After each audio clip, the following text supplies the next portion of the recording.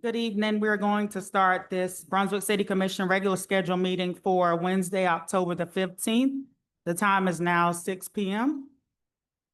At this time, we will call up to the podium Reverend Craig Campbell from Zion Baptist Church, who will give our invocation tonight. And after he gives the invocation, we will also do the Pledge of Allegiance. Everyone, please stand. Good evening. Let us bow our heads. Our God and our Father, we welcome and honor your presence this evening during our city commission meeting. We thank you for this blessed day. We thank you for the gifts and skills of our commissioners.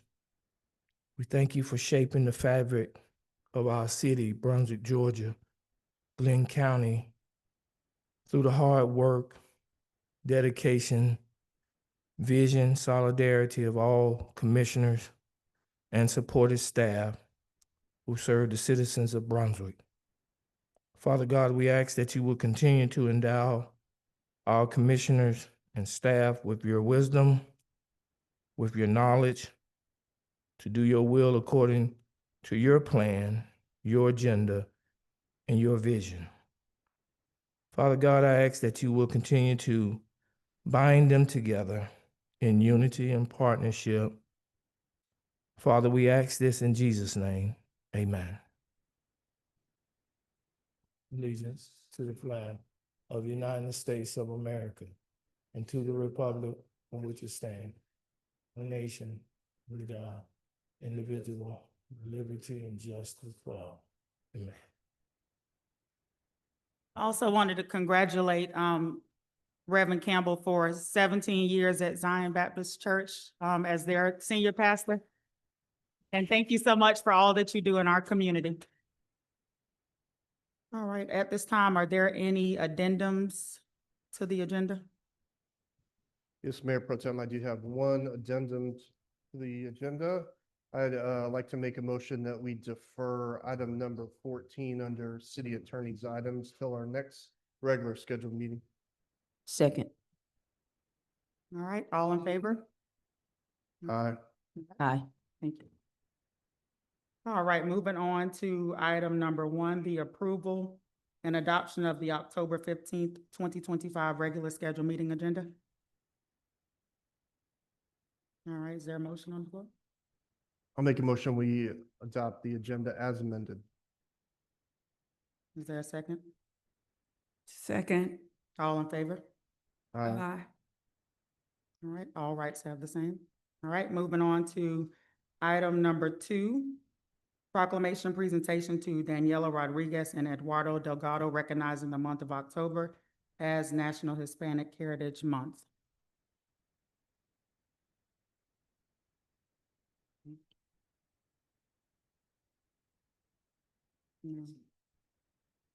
Is anyone online by chance? All right, I'll just read it anyway.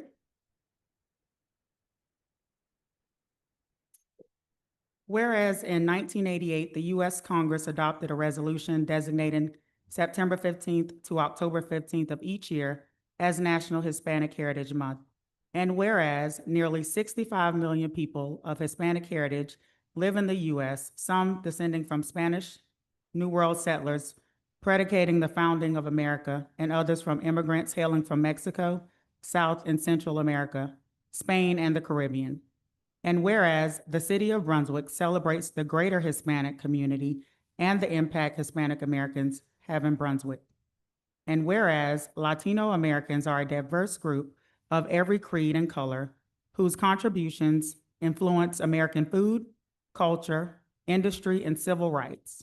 And whereas Latino Americans like Dolores Hurto, who to this day organizes her community in fighting for labor rights in California, the Mendez family fighting school segregation in Mendez versus Westminster, predicating Brown versus Board of Education, and Sonia Sotomayor, the first Latina and third woman to serve on the Supreme Court of the United States is why we celebrate Hispanic Heritage Month.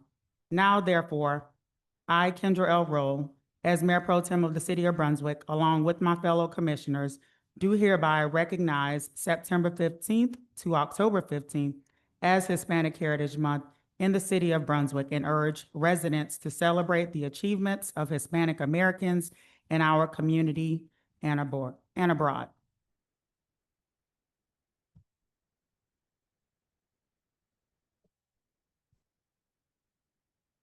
All right, now we'll go on to item number 3, proclamation presentation recognizing the retirement and dedicated service of Sergeant Michael Davis.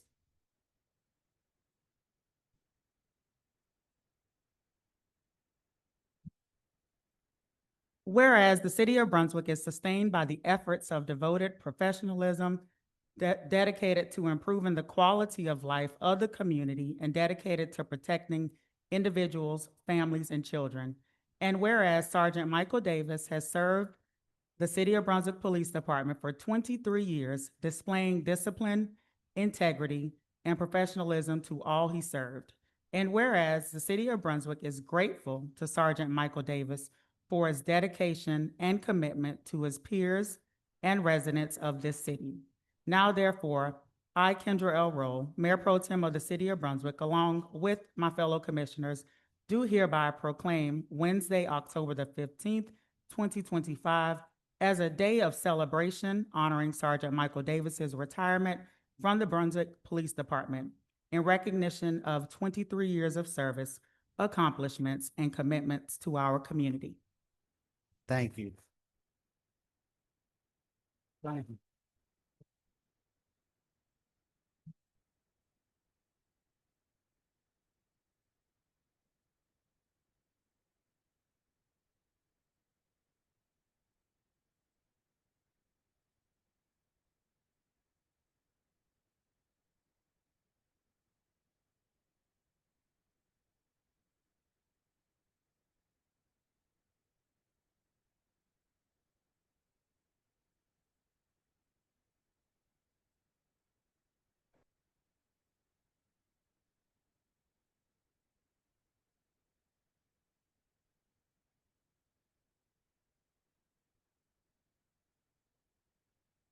so much.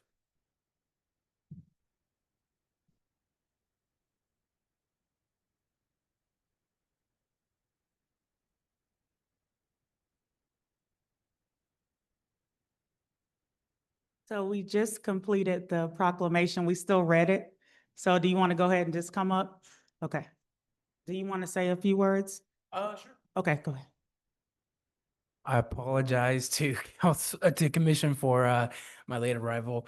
I wanted to thank the city of Brunswick for again renewing the proclamation and reaffirming the criticalness of our community. So I want to thank the city of Brunswick for participating again. So thank you all.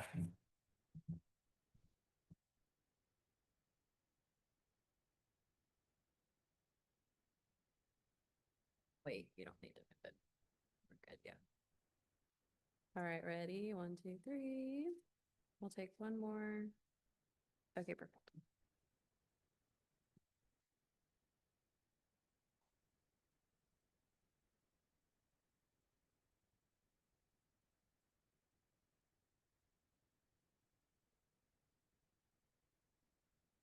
All right, now moving on to item number 4, recognition of nonprofits for the 2024-2025 Community Development Block Grant, CDBG, Ms. Dina Carter.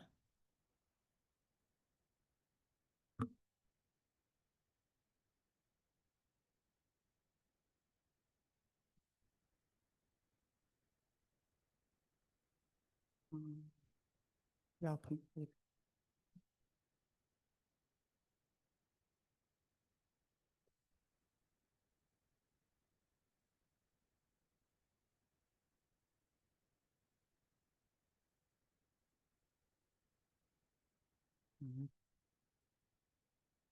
The names.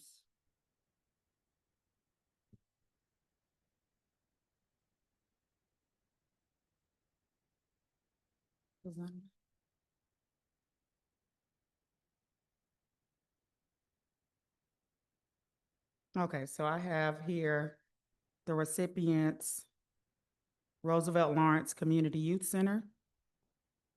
And they were awarded $15,819.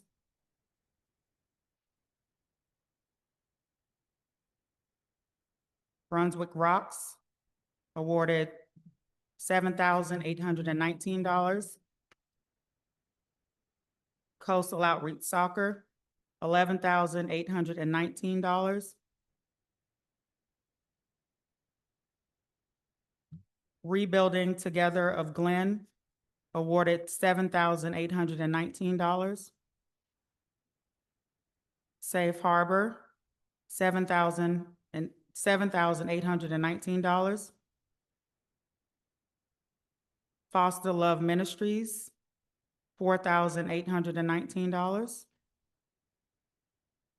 And then the Youth Enrichment Learning Center, $2,820. If you represent any of these organizations, if you can come to the front, please.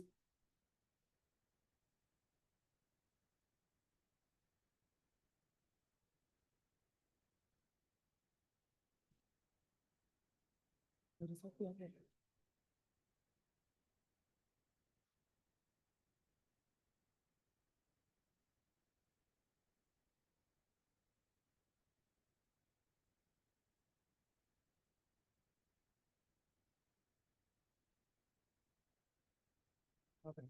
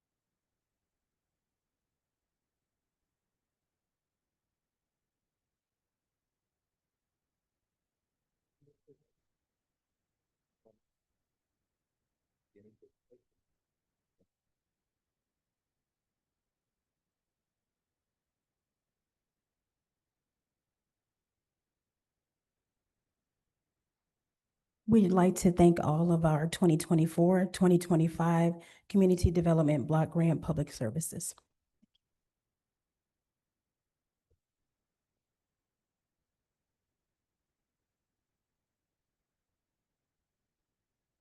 Moving on to public comment. City Clerk.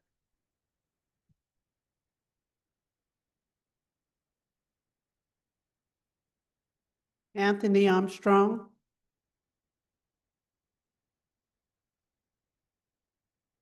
Anita Collins.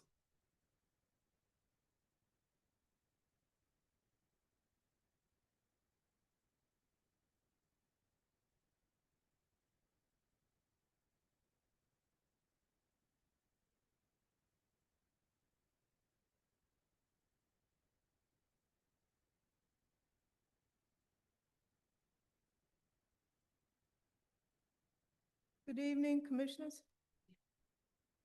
Tonight, I will share comments to help improve our city and our Urbana-Perry Park neighborhood, as well as other neighborhoods within the city. We want family-style specialty restaurants with diverse offerings. We want neighborhood grocery stores that sell fresh vegetables, meats, eggs, and more, like Adams. No alcoholic beverages or Lotto sold. And Southland. No alcoholic beverages sold, but Lotto sold. We want family-oriented game rooms for playing pool, playing pinball machines, board games, and more.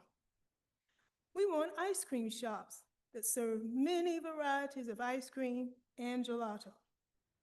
We want putt-putt golf, a skating rink, and more. Wouldn't that be wonderful? A neighborhood should offer more for its neighbors than fast food establishments, convenience stores, and liquor stores. I do believe you are keenly aware that a high alcohol outlet density exists within the city. That is, a high concentration of retail alcohol outlets within a small area. Such high concentration is known to be an environmental risk factor for excessive drinking. Let me share an example. On Gloucester Street to Martin Luther King Jr. Boulevard West exists 3 such establishments. On Gloucester Street from Martin Luther King Jr. Boulevard East to Glen Avenue exists 3 such establishments. Within the Urbana-Perry Park neighborhood, there are 5 and will most likely return to 6 when Aldi's opens for business. As you know, an alcohol outlet includes all commercial businesses that sell and serve alcohol for on-premise or off-premise consumption.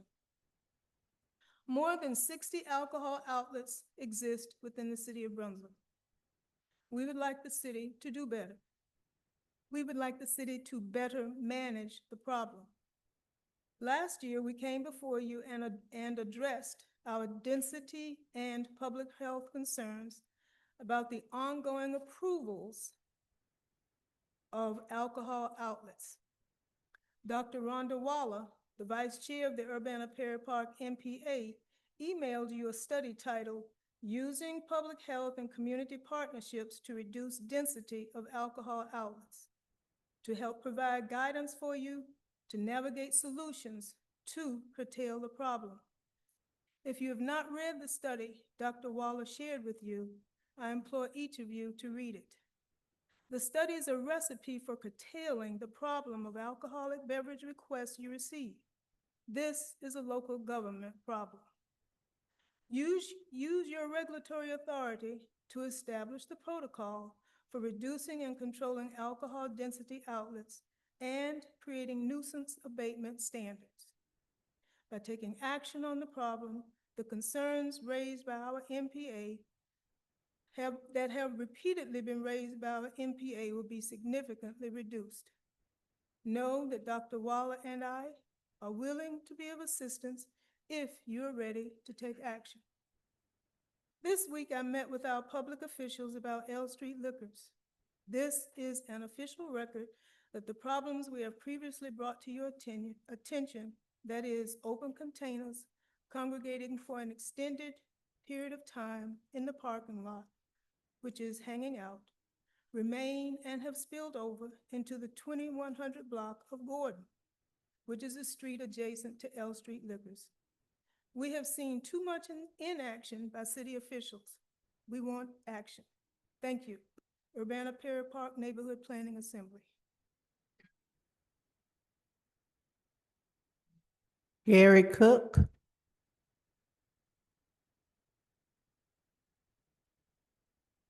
Good evening, Pro Tem and Commissioners. That was a tough one to follow.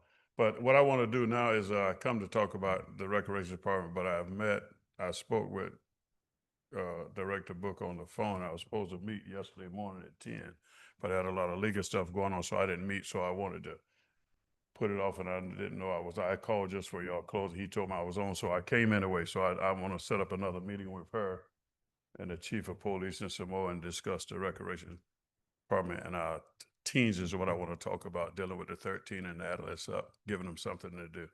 So I'll set another date for that. Mayor Pro Tem, that concludes public comment. Thank you. Moving on to item number 5, updates from Public Works Engineering Director Albertson.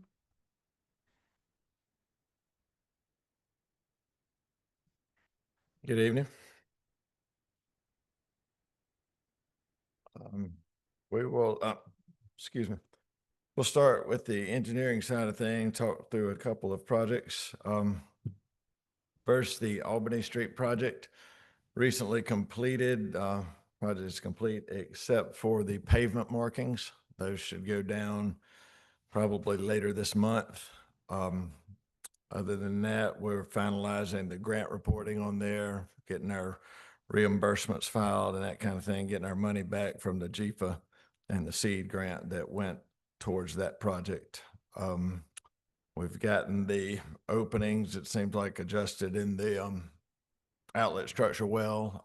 The median's been planted, so it seems to be working well, working like it was designed and intended. So we're happy to provide some relief to that neighborhood. The Altama project, working through the design and the property acquisition there. We need to acquire some property at several of the intersections for the signal cabinets, some of the ADA facilities there, some of the poles there for the signals. Those offer letters have been sent out. Negotiators have been in touch with the property owners, and the offer letters have been sent. So we're hopeful those will start rolling back in pretty quickly. And we'd like to get those items or that property acquisition finalized, hopefully by the end of the year, and get that ready to go out to bid in early in 26. That includes the resurfacing of Altama from R Street to Glen Isles, which is the Target and Lowe's design, or Target and Lowe's shopping center. Several signal replacement of traffic signals, First Street, 4th Street, Terra Lane, and Glen Isles, and some ADA improvements at those intersections. So hopeful that's ready to go early in 26. Similar status with Norwich Street as far as schedule goes. That project is under design. They've taken some pavement cores out there to find out what's underneath the existing pavement and how to determine how to better design a pavement to prevent the rutting and the ruts at those signalized intersections. We're hopeful again that project will be designed, completed later this year, and ready to go to bid early in 26 as well. That's resurfacing of Norwich Street from Glen Academy at Monk Street all the way to almost 5th Street at the city limits, about 2 miles of Norwich Street. Continuing on roadway projects, we're working through the GDOT design process at the roundabout here at Bay and Newcastle. We've recently completed the preliminary field plan review The next step is the final field plan review, and working through all of their offices that have to review that, utilities and so forth.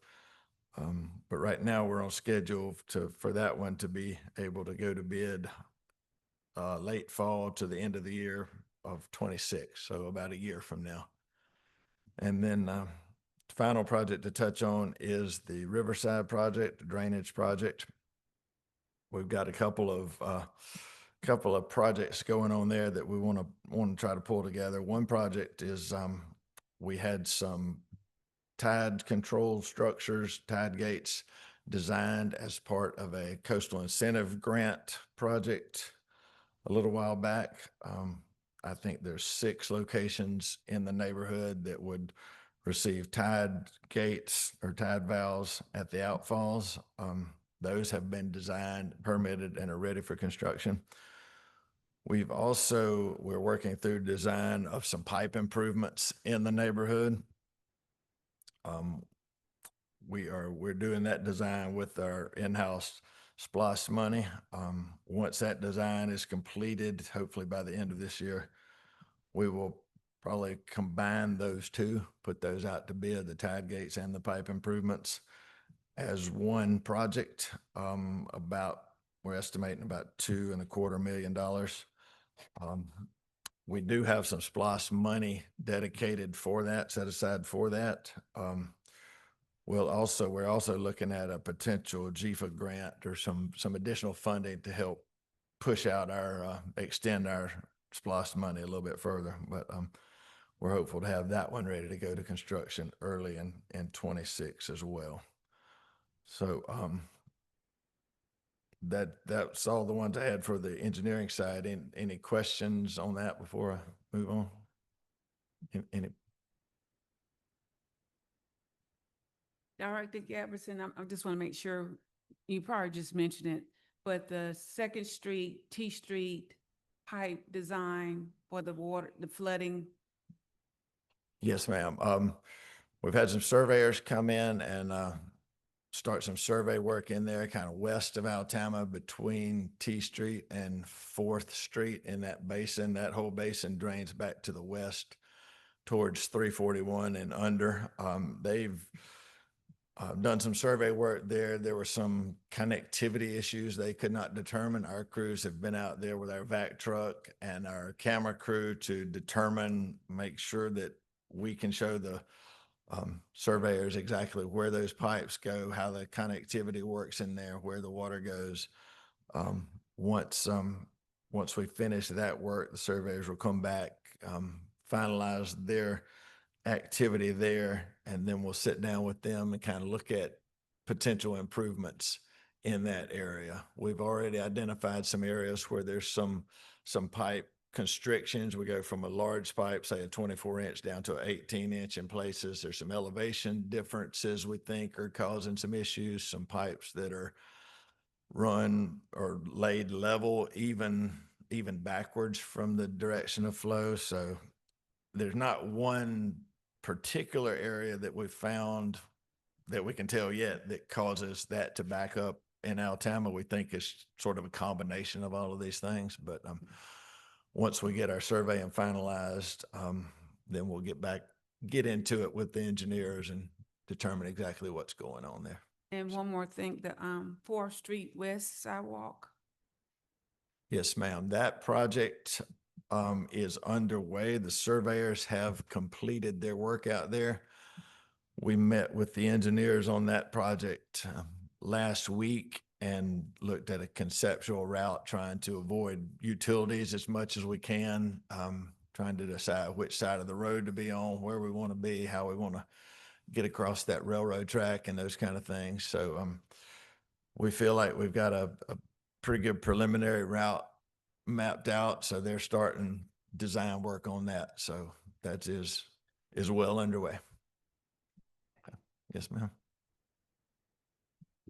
Can I ask for, which part of the sidewalk? That's the part That's east of 4th Street. 4th Street? Yes, west of Altama, between Altama over to 341. Okay, thank you. Yes, ma'am. Okay. Moving on to the Public Works side, we're continuing our right-of-way mowing.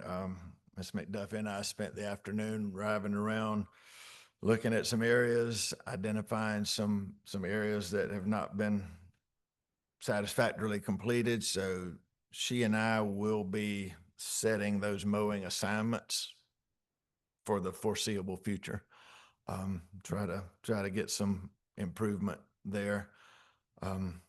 We're continuing our ditch maintenance and those activities, trying to keep our inlets open, our ditches open, as you know, obviously in the middle of hurricane season here, so we want to stay on top of that.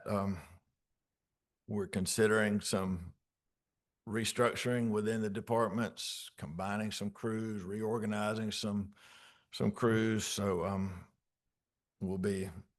working with the city manager's office on that, and kind of working through that over the next few weeks. Potentially adding some positions there within within a budget we're already spending, some overtime, maybe looking at converting some overtime to some potential positions. So a lot of things kind of in motion there, but working through. Any questions for the Public Works side? I got a quick question, Garo. How are we on, what's your opinion on our equipment for those two kind of tasks, right away and ditch stuff? Is there, do you see like a glaring need as we look to do budget for next year? You know, hey, if we had this piece of equipment, it'll save us X man hours and make them more efficient, or? I don't know if there's a specific piece of equipment that's needed. I think maybe it may be that multiple pieces of duplicates of what we already have, mowers, trucks, trailers, to be able to get it accomplished like we need to. So that's another thing we're going to be sitting down as we're rolling into budget preparation time here is, you know, do we have the resources we need, personnel and equipment, to get it done the way we're being requested? Yes, sir. Also ma'am. Director Iverson, so in trying to reorganize, you are going to start having more cross-train, offer more, or finding classes for individuals to take to operate certain machineries, like the ones that actually dig in a ditch or cutting all of those, like we had to do on Terra Lane, you know, back over there. More than just one person, two We'll individuals. continue to offer and work with our employees to try to train in advance and that kind of thing. We certainly want to continue those efforts for sure. Because, you know, when one person is out, it's kind of like the show stops, and we can't afford that. We need to keep being able to go. Okay. So we talked about the considering the restructuring. I'm not gonna go into all of that because we've been discussing this stuff too long and we've been considering restructuring too long. So I'm tired of hearing that. I'm tired of hearing we're considering this. The consideration should have already been done. We shouldn't be at this point having to be considering it. So this is what I want to see. I need to see a deadline. I need a deadline, and we need to set a deadline tonight for this draft reconstruction of that department. We need a deadline for the cleaning schedule. We need to get some temporary staff in here to help get caught up on this right-of-way work. We need that temporary crew to come in like they did before to help get caught up on this right-of-way work. It's not, I can't say anything, that's all I want to see. And if I can't see that, I don't need to hear any more about any reconsidering anything. It'll just be at the point now, it's time to reconsider for this commission to reconsider some stuff. It's not at you, it's at the circumstances of the situation. So whomever wants to say ouch to it, it is what it is. That's all I have to say about it. I'm tired of the reconsidering. It's time to get it done. Commissioner, if I can address, we are not reconsidering. We have gone through a process and we are making decisions on that restructuring. Preferably, hopefully by next month, mid-month. Well, we won't have a meeting, so it may be deferred to December 1st. And we are changing the maintenance, so I would give it at least a month because we're going to set that schedule. And I want to see the effectiveness of it as we put that plan definitely in place. And we will be riding around just about daily to check those schedules. So we went through a ride through today, and there's a lot of things that we saw that couldn't figure out why it's not being done more efficiently. So we are looking at that, but in about a month, I hope I can say you can see some improvement. Don't forget to add the cemeteries.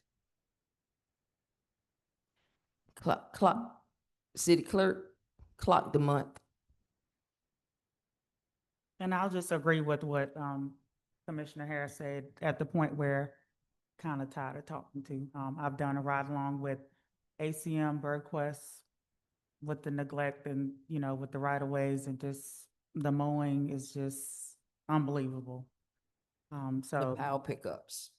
hopefully we can see changes, not have to wait until the month, but hopefully we can see the daily changes or weekly changes for the upkeep of the right of ways and the medians.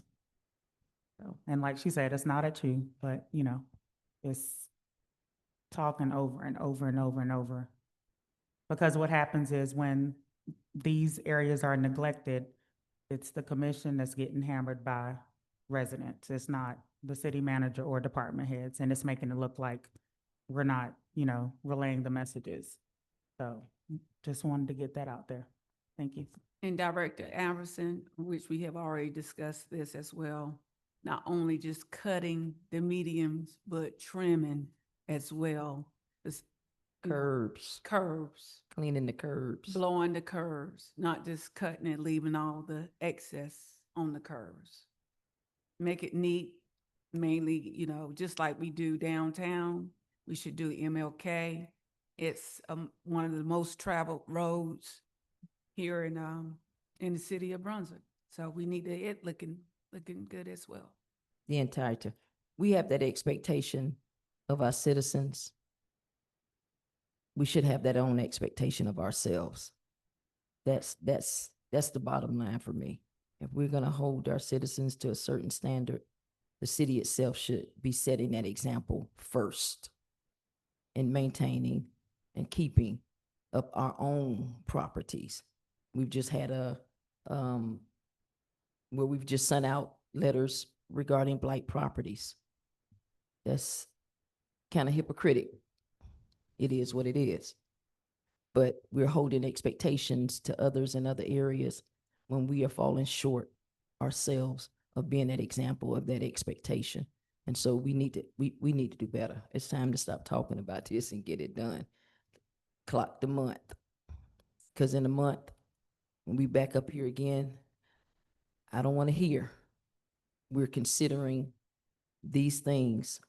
I want to see the plan in place, the effectiveness of the plan that's in place, and just get it done. It shouldn't be any more talk about it. Just get it done. I know you always be the one that have to stand at the podium, Garo, but it is what it is. It's the circumstance. It's time to do better.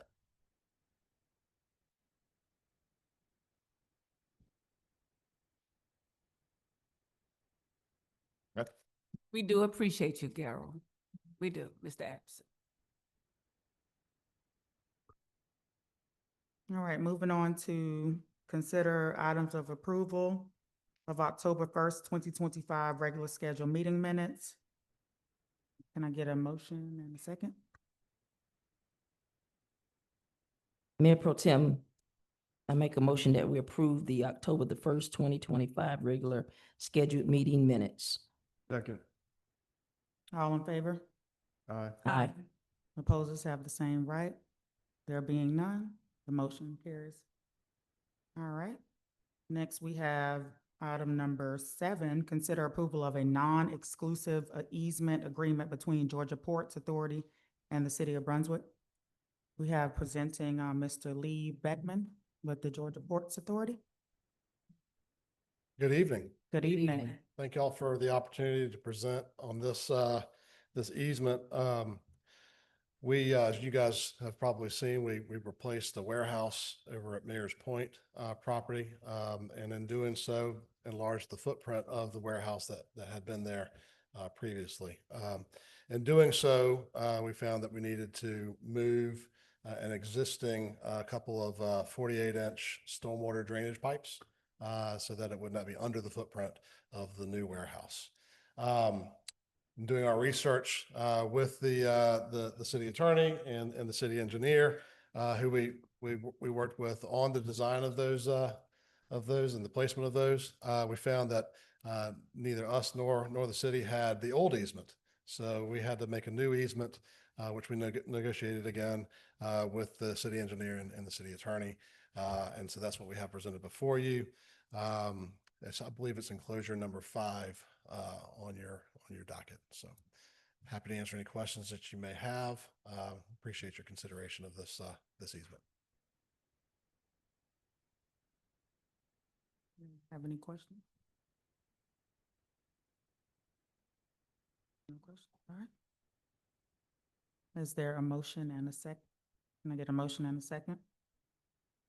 Madam Mayor Pro Tem, I move that the approval of a non-exclusive easement agreement between Georgia Ports Authority and the city of Brunswick. Second. All in favor? Aye. Aye. All right. Opposed have the same right. There being none, motion carries. Thank Thank you guys you. so much. Appreciate Thank it. you. Good to see you. All right, next we have consider approval of agreement with Goodwin Mills Kaywood for grant administration and reporting to support the Georgia Environmental Protection Division for a Section 319th grant for green infrastructure and low impact development. Director Albertson.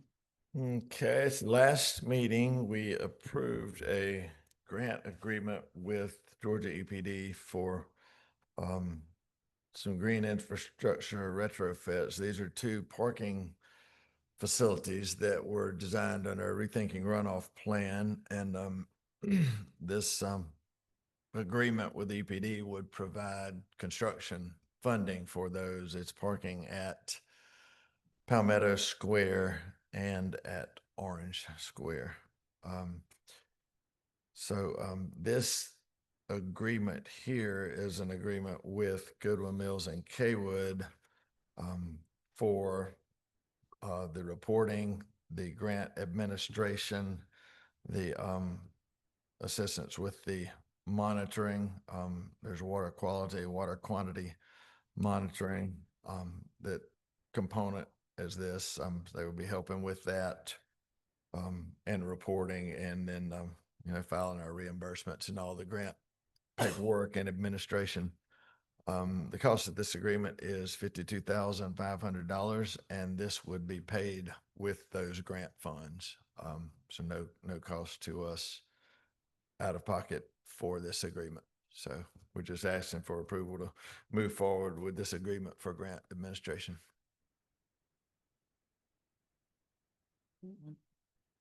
All right, can I get a motion and a second? Mayor Pro Tem, I'd like to make a motion to authorize you to sign an agreement with Goodwin Mills Kaywood in the amount of $52,500 for grant administration and reporting services for EPD Section 319 GILID retrofit grant. Second. All in favor? Aye. Opposed have the same right. There being none, the motion carries. Thank you. All right, next we have consider approval for agreement with Goodwin Mills and Kaywood for stormwater master plan update.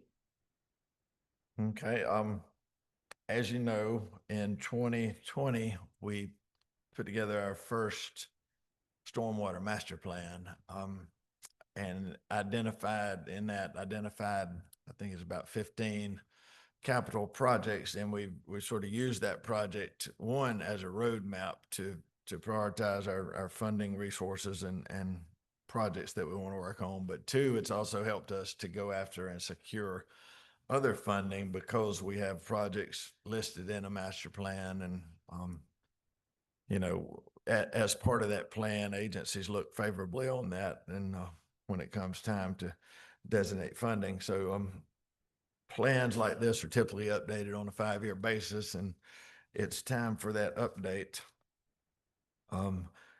Goodwin Mills and Kaywood has provided a proposal for update of that plan. We would, of course, include a priority listing of the projects like we had in the first one.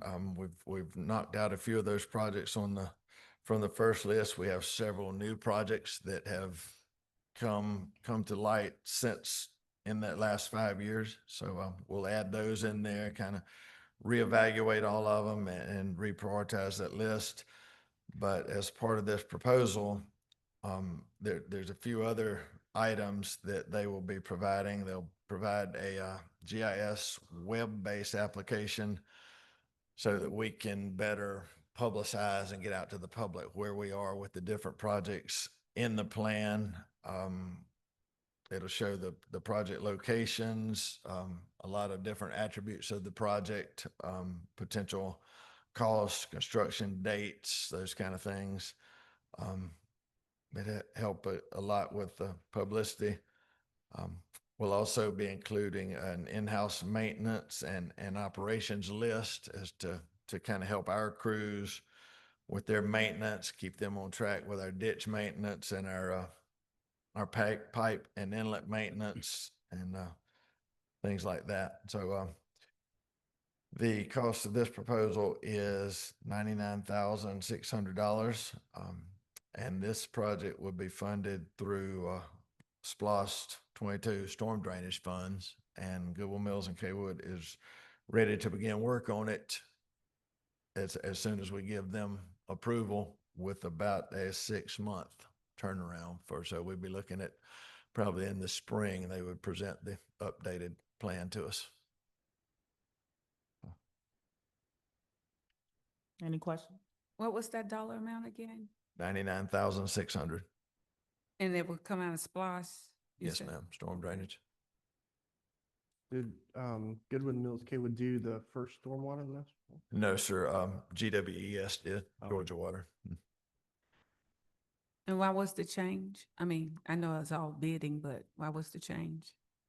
They, GWS provided a proposal as well for the update. Goodwin Mills and Kaywood provided their proposal includes a little more, if you will. GWS was again basically just prioritizing the projects again, prioritizing the list with some limited preliminary engineering. Goodwin Mills Kaywood GMC goes more in depth with their preliminary engineering and their modeling on the projects to help provide a little more analysis on there to know what we're getting into as far as the projects. It'll help us provide better cost estimating as we get into it. One thing we did find out from our original one that some of our project costs were a little off, and that's not to say anything was wrong with what GWS did. We had COVID around that time, so things were kind of askew there price wise, but GWS is offering a little more in-depth modeling and analysis to help with those kind of things. The web-based application to help us publicize that and transparency, and then the in-house work there, just more bang for your buck there, I guess you would say, with the GMC proposal. Okay.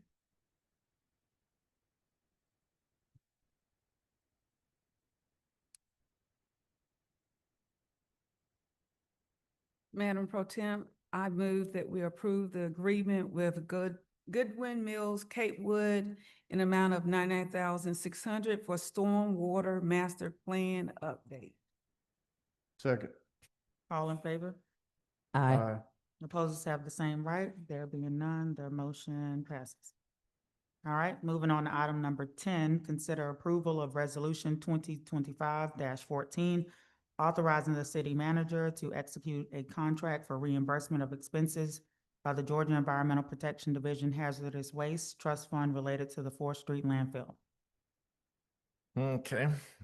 as you know, we are part owners and part responsible party of the Fourth Street landfill. We share responsibility with the Board of Education and Glenn County. And the EPD, Georgia EPD operates, well, let me go back. That landfill has been closed for some time now, but there are still costs that go along with that: monitoring, methane monitoring, groundwater monitoring, cover thickness surveys, and security, making sure the fence is intact and that kind of thing, which we pay a consultant to do. But annual reporting goes along with it. So there are costs that go along with any landfill, not just this one, but any landfill. EPD operates a hazardous waste trust fund, which they use money from this trust fund to reimburse communities for their costs for these monitoring and these compliance costs. They'll reimburse 100% of their eligible costs up to $500,000. After that, they'll reimburse on a 50% basis. We've exceeded this $500,000 threshold, so we're now being reimbursed on a 50% basis. So we turned in an application for reimbursement to them back in January.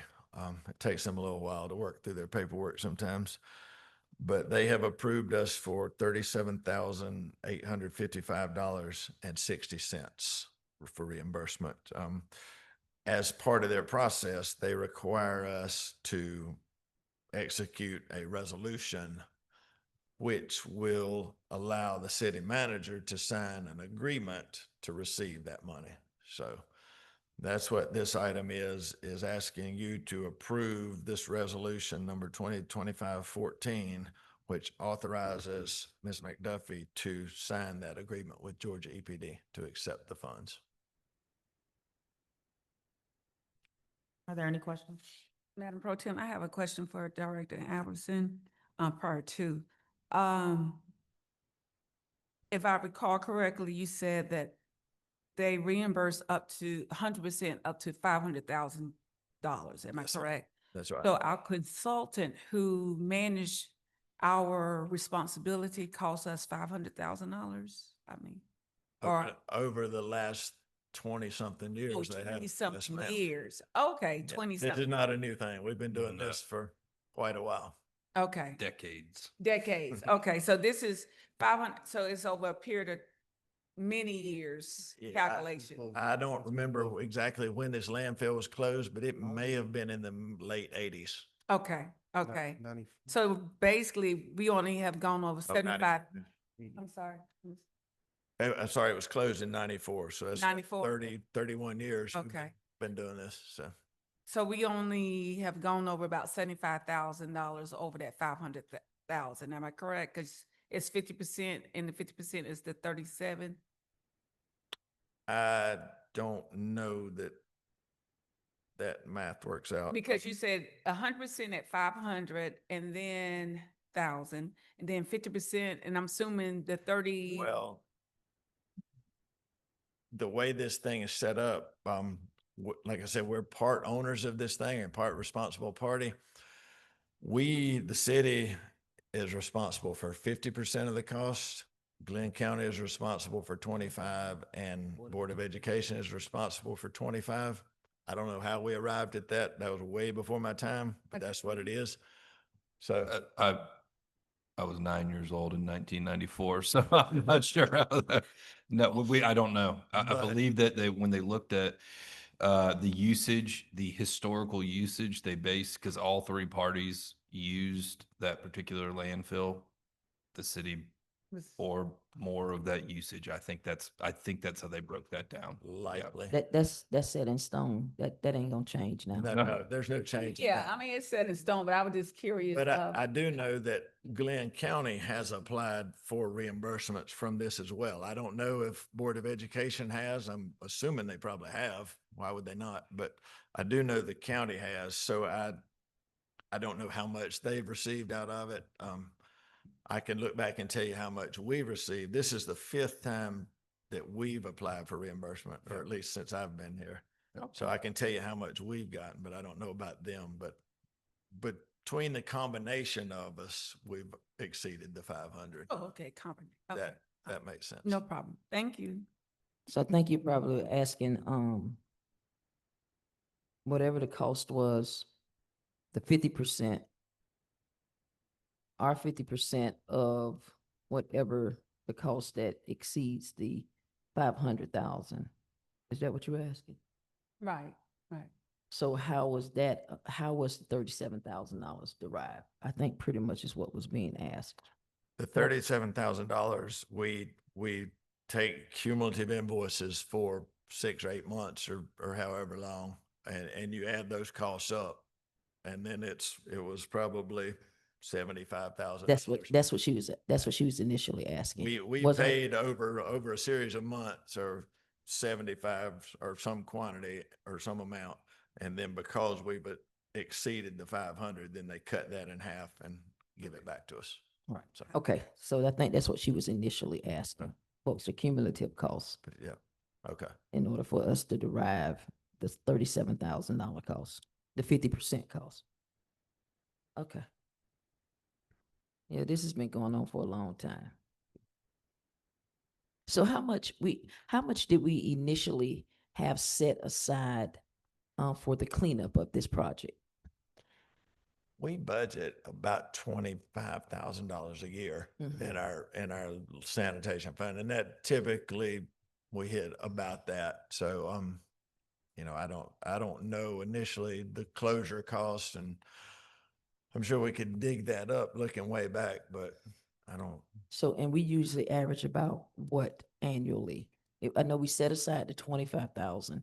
That's about right. We usually So don't. we usually use up all of that 25,000? Pretty close, And- I'd say. Yes, ma'am. Between some years we're slightly under, but not more than a couple thousand under. And then some years we may be a couple thousand over, kind of. Okay. But we'll be able to get that 37,000, get at least 37,000 back. Yes, ma'am. Okay.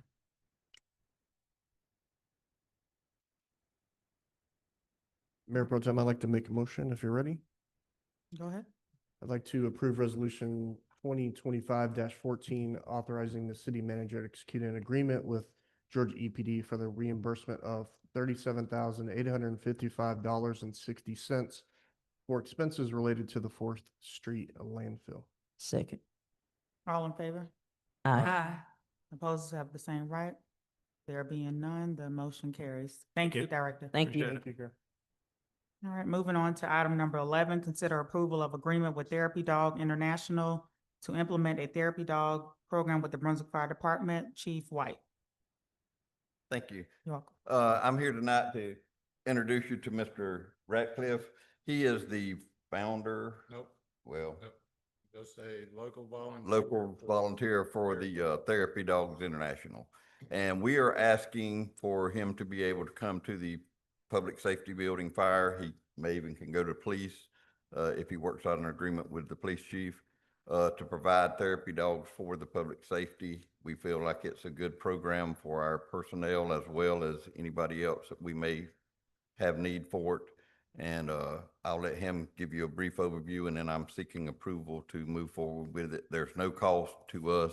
It's a For the city. nonprofit. I recently retired from the health system after 40-something years as a registered nurse. I've worked alongside many of our fire and rescue personnel in earlier years, and then some in my latter years. But when I retired, I made it a goal to seek out other areas of where therapy dog services are needed.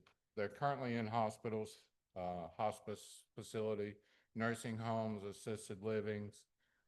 There are some of the schools locally utilize therapy dog services. But as I began researching more and more, fire stations across the country are beginning to utilize therapy dog services due to the fact that public safety personnel, and especially fire and rescue, are about the third most stressful jobs. And this is based on traumatic events that they face on a regular basis, their extended working hours, multiple days or rotations or whatever. Sometimes they get through with one call and they're right back out to another and stuff. So it's a very stressful situation. In years past, they used to have firehouse dogs, but those have gone by the wayside, and now they are being utilized in some areas, but they are finding issues because the staff turnover on a regular basis. There's no standard for the dog to be able to build up a relationship and stuff. So at least bringing in therapy dogs on a regular basis does give them some emotional support. Happiness promotes wellness within the department among themselves and stuff. Petting a therapy dog, or any dog really, lowers your stress hormone, lowers your blood pressure, lowers your respiratory rate, and it's really just a good thing to be able to just chill, you know. Dog provides unconditional love. It's usually the first one to meet you at the door when you come home. It doesn't fuss at you other than it's hungry or it's got to go out to the bathroom or whatever. So, but anyway, I reached out to Chief Vinny DeCristofalo last year and started working with him, and he was very much in favor of bringing them in. And so with their approval process, we began in January of this year, visiting all 8 of the county fire stations. And now that that program is up and going very well, I want to extend the offer to include our city fire department as well. So we would be requesting to meet or stop by the station when we can. Typically, I usually stop about every 2 weeks at each station. The time dependent is if they're out on a call, it's rescheduled. If we're there and during a call, they go, we come back and stuff. There are opportunities that even after a tragic event, we have made special calls on a weekend, after hours or whatever, to come sit with a fire rescue person or a particular station that's had a really rough week or a rough day and stuff. And I'm willing to offer the same to Chief White and stuff. So the organization Therapy Dog International is the oldest therapy dog organization in the U.S. It was developed in 1976 out of New Jersey. They are located in all 50 states across the U.S. and some in Canada. There is, as I mentioned, therapy dogs were primarily for hospitals, nursing home, and assisted living facilities to help liven up those patients that are going through an illness or whatever and aging. But they also began to notice that it wasn't just the patients that were benefiting, the staff who were often stressed were getting as much benefit. And so that's how it began to expand. They're now in libraries, universities, schools, airports. You never know where you're going to find a certified therapy dog. The organization does ask for a memorandum of understanding between the facility and TDI, and that's so that he knows that he's getting a certified therapy dog. It's not Jane Doe off the street bringing her family dog in just to visit or whatever. That these dogs are gone through regular testing. They're maintained annually on their health records and vet visits and stuff like that. And the membership is all based on what I pay into the organization to be a part. And that's how they're funded through membership. There are no costs to the city or the fire department. It's my time, my dog's time to spend with them and stuff. So, any questions? I would say thank you for volunteering to do this. We really appreciate it, and I'm excited that you're bringing this service to the city. Chief White, the only thing I would say is, I'm excited to have this program. I also would ask you just as we have that, consultant looking at our potential new EOC, that we consult with this gentleman about maybe facilities and stuff. You know, at Fire Station 1, we don't have a place to throw a ball for a dog. So it would be great as we partner together to think about that as we think about new facilities. So thank you. Thank you. Thank you. I just want to know, how many dogs do you bring at a time? Each handler, these are their personal pets. Okay. Most are one. I typically bring two. I have been certified and tested with both of my dogs, and they work as a team of one and stuff. So no more than two dogs. If other volunteers within our chapter, there's a local chapter, we have about 15 to 20 community members that are volunteers with TDI. If others are willing to come as well, that's fine. And they're Norman- Dalmatians? Huh? I said, are they Dalmatians? No, Dalmatians.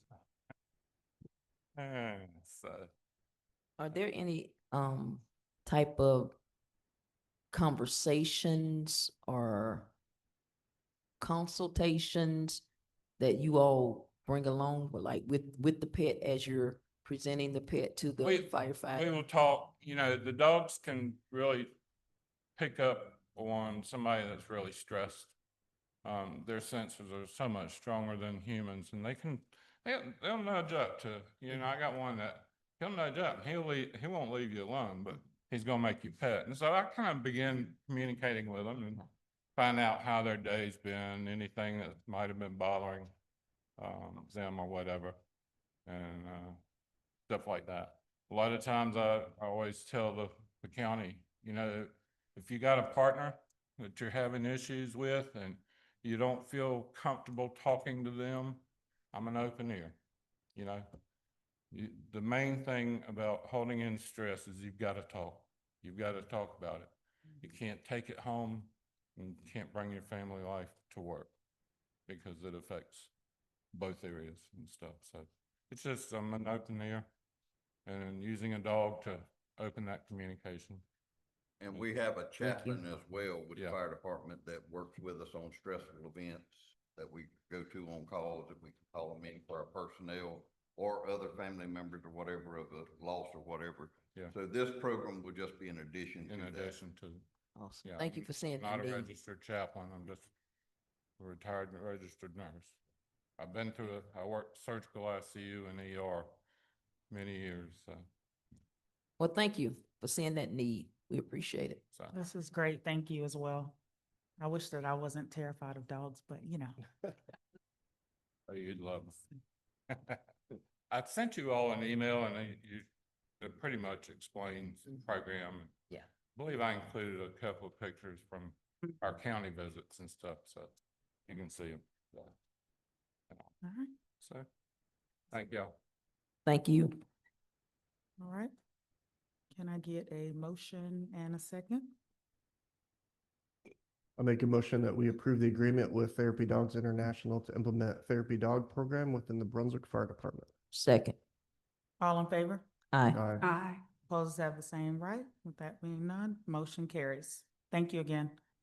All right, moving on to item number 12. Consider approval to change or cancel the regular scheduled commission meeting of November 19th, 2025. Mayor Pro Tem, I'd like to make a motion that we cancel our November 19th, 2025 regular scheduled meeting. There'll be a majority of the commission that will be attending the National League of Cities Conference that week.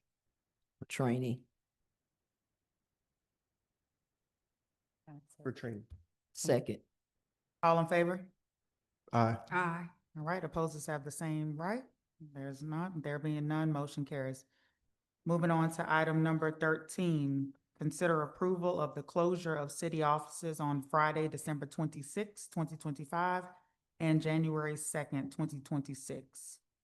Madam Pro Temp, I move that we approve, the closure of the city offices on Friday, December 26th, 2025, and January 2nd, 2026. Second. All in favor?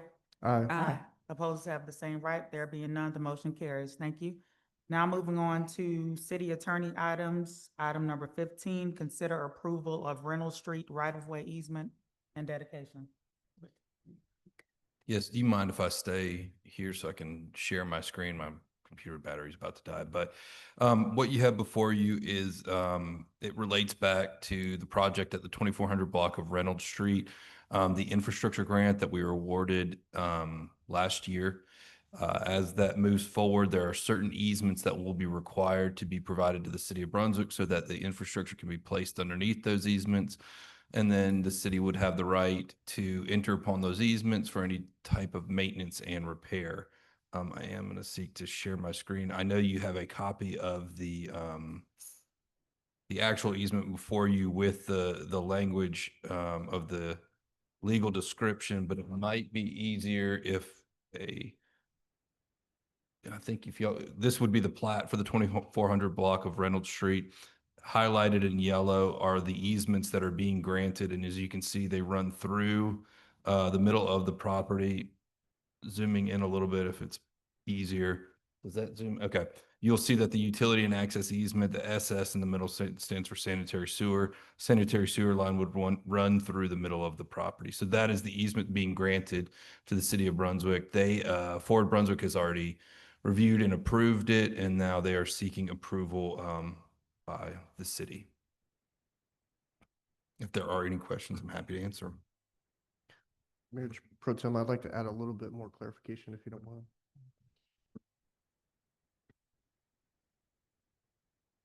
I don't think you should on that.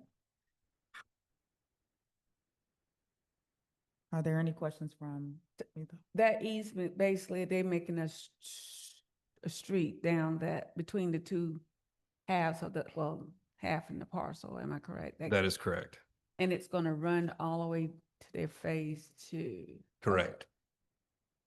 Why it's so wide in that piece wide? Well, you probably don't know, Attorney Corey. Well, there will be, if you look back to phase 1, Mm-hmm. as you look to see how the lots are aligned. Mm-hmm. So there will need to be areas like in phase 2 where you see it jut out and it still maintains the required 10-foot easement where if you see that SS is going all the way through, that sanitary sewer line will be going all the way through the middle of the property.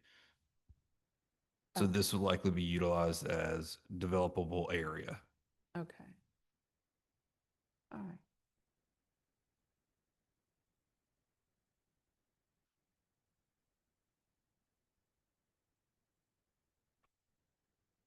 All right, can I get a motion and a second? Mayor Pro Tem, I will be abstaining from this vote as I have a conflict of interest. Yes.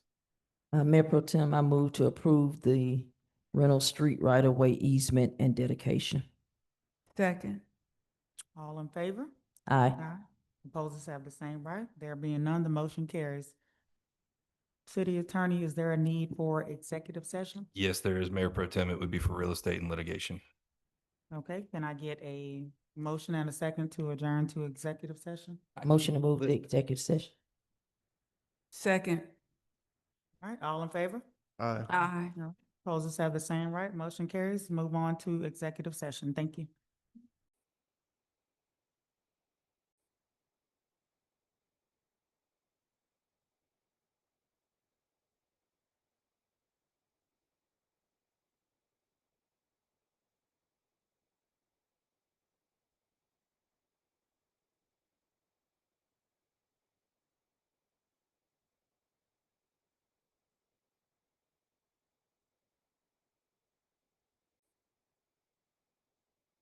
We have returned from executive session.